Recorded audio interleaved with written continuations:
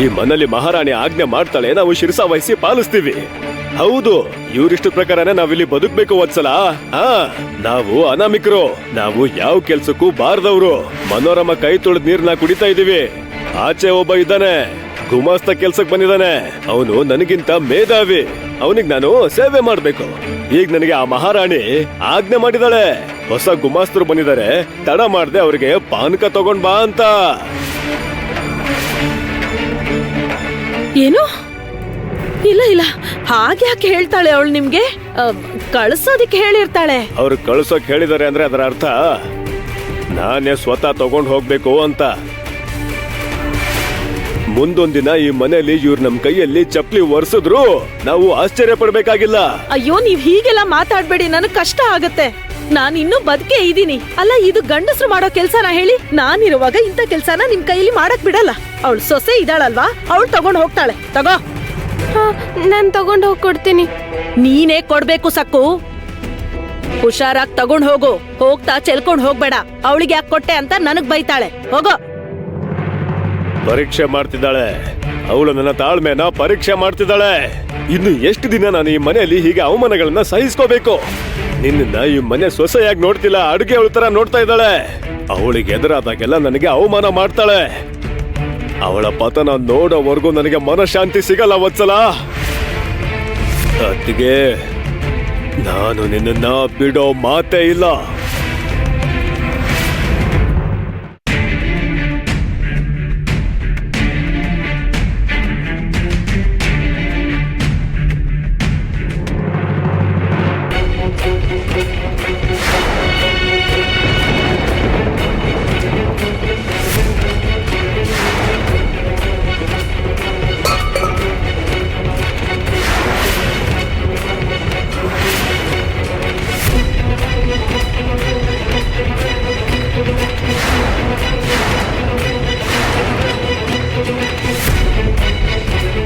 ಸಕ್ಕು, ಏನ್ ಹೀಗ್ ಮಾಡ್ಬಿಟ್ಟೆ? ಚೊಂಬನ ಸರಿಯಾಗಿ ಕೈ ಕೊಡೋದಕ್ಕಾಗಲ್ವಾ? ಇವಳು ಯಾವಾಗ್ಲೂ ಹೀಗೆ. ನಿನಗೆ ಒಂದು ಸಣ್ಣ ಕೆಲಸ ಕೂಡ ಮಾಡೋದಕ್ ಬರಲ್ಲ, ಎಲ್ರಿಗೂ ತೊಂದರೆ ಕೊಡ್ತೀಯ. ಸಕ್ಕು, ಚೊಂಬನ್ ಕೆಳಗಡೆ ಬೀಳಿಸ್ತಾ ಅಲ್ವಾ? ಹೋಗು, ಇನ್ನೊಂದು ಚೊಂಬಲ್ಲಿ ನೀರು ತಗೊಂಡ್ ಬಾ. ಅಯ್ಯಯ್ಯೋ, ಹಿರಿಯಮ್ಮವ್ರೆ, ಮೊದಲು ನೀವು ಈ ಹೊಸ ಗುಮಾಸ್ತ ನಮಸ್ಕಾರ ಸ್ವೀಕರಿಸಿ.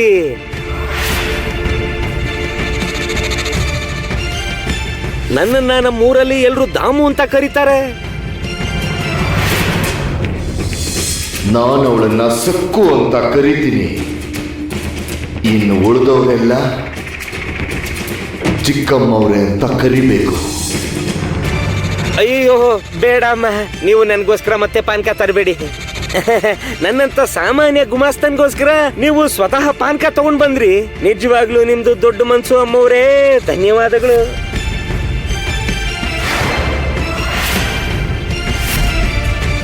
ಸಕ್ಕು, ಸಕ್ಕು, ಹೋಗು.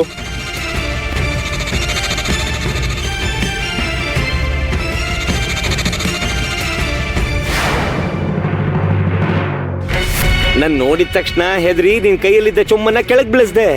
ಆದಷ್ಟು ಬೇಗ ನಿನ್ನ ಗಂಡನ್ನ, ನಿನ್ನ ಅತ್ತೆನ ನಿನ್ನಿಂದ ದೂರ ಮಾಡ್ತೀನಿ ಸಕ್ಕು.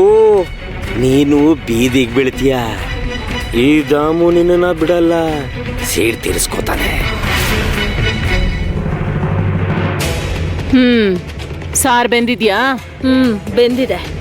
ರುಚಿ ನೋಡ್ತೀನಿ, ಕೊಡು.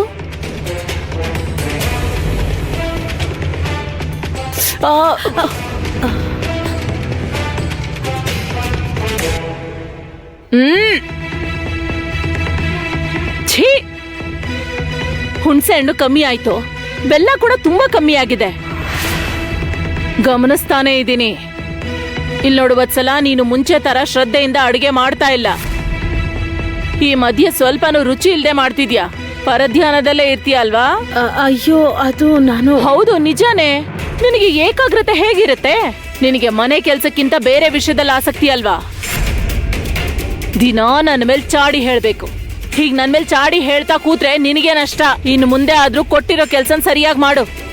ಹೇಳಿದ ಅರ್ಥ ಆಯ್ತಾ?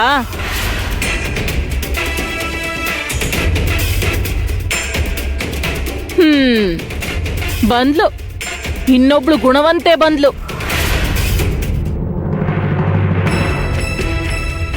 ಏನೇ, ನಿನಗೆ ಇದು ಕೂಡ ಗೊತ್ತಿಲ್ವಾ? ಯಾರಾದ್ರೂ ಚೊಂಬನ್ನ ಹೀಗ್ ತಗೊಂಡ್ ಹೋಗ್ತಾರಾ? ತಟ್ಟೆಲಿ ಇಟ್ಕೊಂಡು ತಗೊಂಡ್ ಹೋಗ್ಬೇಕು.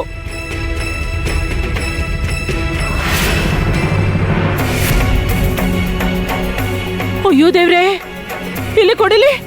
ಏನೇ ಇದು? ಚೊಂಬೇನೆ ತಗ್ಗೋಗಿದೆ. ಕೆಳಗ್ ಬೀಳಿಸಿರ್ತಾಳೆ. ಹುಷಾರಾಗಿ ತಗೊಂಡು ಹೋಗು ಅಂತ 100 ಸಲ ಹೇಳ್ದೆ. ಬುದ್ಧಿ ಇಲ್ದಿರೋಳು. ಏನೇ, ಚೊಂಬನ್ ಯಾಕೆ ಬೀಳಿಸ್ದೆ? ಏಯ್, ಈ ಮನೇಲಿರೋ ಒಂದೊಂದು ವಸ್ತುನು ನನ್ನ ಕಷ್ಟಾರ್ಜಿತ ಕಣೆ. ಇದಕ್ಕಾಗೋ ಖರ್ಚು ಯಾರು ಕೊಡ್ತಾರೆ? ನಿಮ್ಮ ಅಪ್ಪ ಕೊಡ್ತಾನಾ?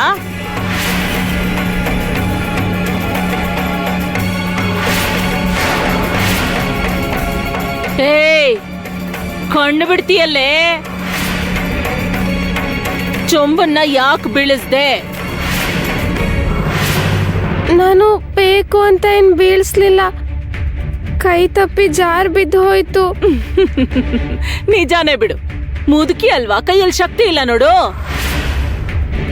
ನಿನಗೆ ದಿನಾ ಶಿಕ್ಷೆ ಅನುಭವಿಸೋದು ಇಷ್ಟನಾ? ಬೈಸ್ಕೊಳ್ತಾ ಇದ್ರೆ ನಿನಗ್ ಸಮಾಧಾನ ಆಗಲ್ವಾ? ಹೋಗು, ಹೋಗಲ್ ಕೂತ್ಕೋ. ಈಗ ನೀನು ಒಂದೇ ಕೈ ಬಳಸಿ 2 ಸೇರ್ ಜೋಳ ಬೀಸು. ಪತ್ಸಲ, ಇವಳು 2 ಸೇರ್ ಜೋಳದ ಹಿಟ್ಟು ಕೊಡ್ತಾಳೆ, ತೆಗ್ದಿಡು. ಬೇಗ ಕೆಲಸ ಶುರು ಮಾಡು.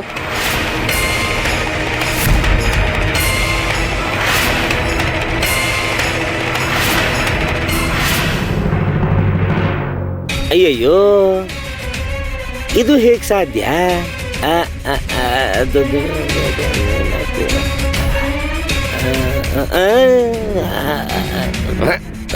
ತುಂಬಾ ವ್ಯತ್ಯಾಸ ಇದೆ, ತುಂಬಾ ವ್ಯತ್ಯಾಸ ಇದೆ. ಇದು ಹೇಗ್ ಸಾಧ್ಯ? ಲೆಕ್ಕದಲ್ಲಿ ತುಂಬಾ ವ್ಯತ್ಯಾಸಗಳಿದೆ. ಏನಾಯ್ತು ದಾಮು ಮಾವ? ಆ? ಅದೇನಂದ್ರೆ ಮಾವ ಅಂತ ಕರೆದ್ರೆ ನೀವೇನು ಅನ್ಕೊಳಲ್ಲ ಅಲ್ವಾ? ಅಯ್ಯಯ್ಯೋ, ತುಂಬಾ ಸಂತೋಷ. ನನ್ನ ಮಾವ ಅಂತ ಕರೆದು ನಿಮ್ ಸಂಬಂಧಿಕಾಗಿ ಮಾಡ್ಕೊಂಡ್ಬಿಟ್ರಿ. ಈ ಸೇವಕನ್ನ ನಿಮ್ಮ ಮನೆಯವನು ಅಂತ ಭಾವಿಸೋದಕ್ಕೆ ಧನ್ಯವಾದಗಳು. ಒಳ್ಳೇದು ಒಳ್ಳೇದು. ನೀವು ನಮ್ ನಂಬಿಕೆನ ಉಳಿಸ್ಕೋತೀರಾ ಅಂತ ಅನ್ಕೊಂಡಿದ್ದೀನಿ. ಖಂಡಿತವಾಗ್ಲು. ಈಗ ಹೇಳಿ, ಆ ಕಾಗ್ದ ನೋಡಿ ಏನು ಗಾಬರಿ ಆದ್ರಿ? ಅಯ್ಯೋ, ಈ ಬಡ್ಡಿ ಲೆಕ್ಕ ಎಷ್ಟು ಸಲ ನೋಡಿದ್ರು ಸರಿನೇ ಹೋಗ್ತಿಲ್ಲ. ಅದೇನಂದ್ರೆ ಯಜಮಾನ್ರೆ, ಬಡ್ಡಿ ವ್ಯಾಪಾರ ನಮ್ಗೆ ಮುಖ್ಯ ಅಲ್ವಾ? ಒಂದ್ ಆಣೆ ವ್ಯತ್ಯಾಸ ಬಂದ್ರು ನಮಗ್ ತುಂಬಾ ನಷ್ಟ ಆಗತ್ತೆ.